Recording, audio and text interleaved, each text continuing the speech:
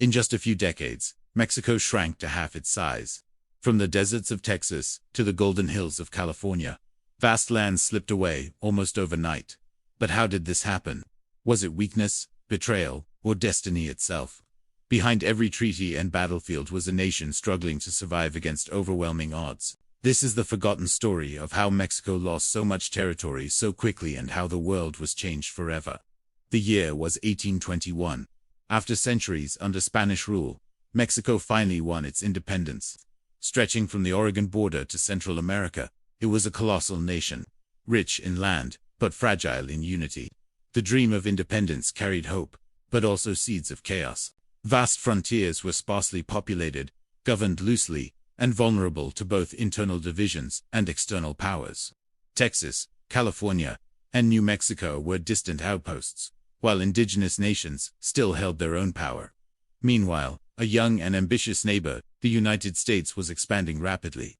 Fueled by the belief in manifest destiny, American settlers poured into Mexican Texas. They brought their own language, laws, and ambitions. Tensions grew. Mexico's government in Mexico City was unstable, plagued by coups, debt, and constant turmoil. It was in this chaos that Mexico's territorial crisis began. The first cracks appeared in Texas. In the 1820s, Mexico welcomed Anglo-American settlers to its frontier. But instead of loyalty, Mexico faced rebellion. In 1836, Texas declared independence. At the Alamo and San Jacinto, blood was spilled, and Mexico lost control of its northernmost province. But this was only the beginning.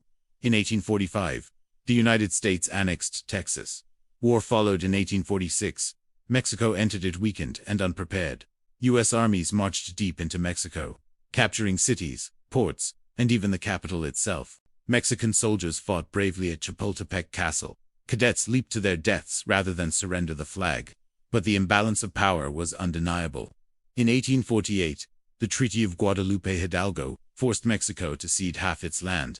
California, Arizona, New Mexico, Nevada, Utah, and parts of Colorado were gone. The single greatest territorial loss in North American history. And still, the story wasn't over. In 1854, the Gadsden Purchase stripped away even more land. Mexico's modern borders were finalized. The nation emerged broken, but not destroyed. The wounds of war shaped Mexican identity for generations. Stories of resistance became symbols of resilience. Bitterness of territorial loss deepened, mistrust toward the United States. Yet from loss came survival. Mexico learned that unity within was as vital as defense from without. For the U.S., victory cemented its rise as a continental empire, but it also reignited debates over slavery.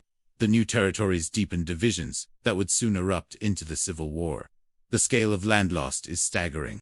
If you lined up Texas, California, Arizona, New Mexico, Nevada, and Utah, they would stretch nearly 2,400 miles across 6 time zones. California alone added another 800 miles. All of this conquered and incorporated in just 7 years. How could Mexico lose so much, so quickly? When independence came in 1821, Mexico inherited an enormous landmass. But it was sparsely populated. Only 6 million lived, mostly in the south. Northern Mexico was almost empty, with fewer than 100,000 residents.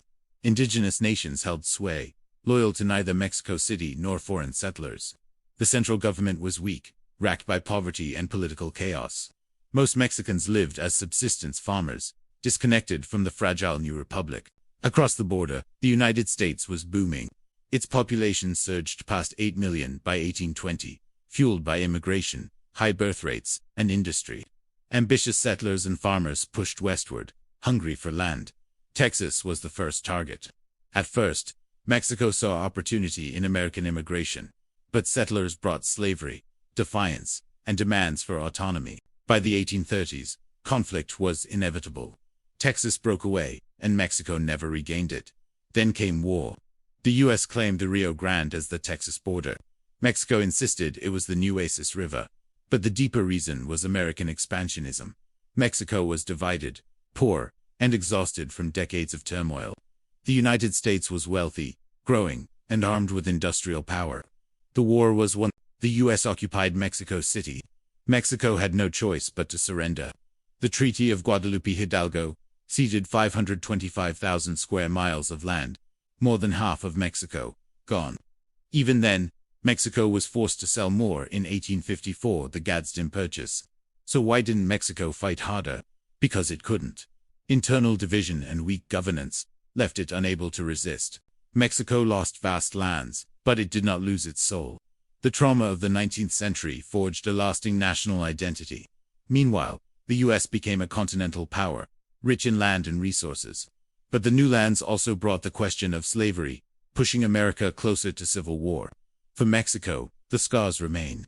For the United States, expansion set the course for empire. And for North America, the borders we know today were carved in blood, ambition, and survival. Thank you for watching.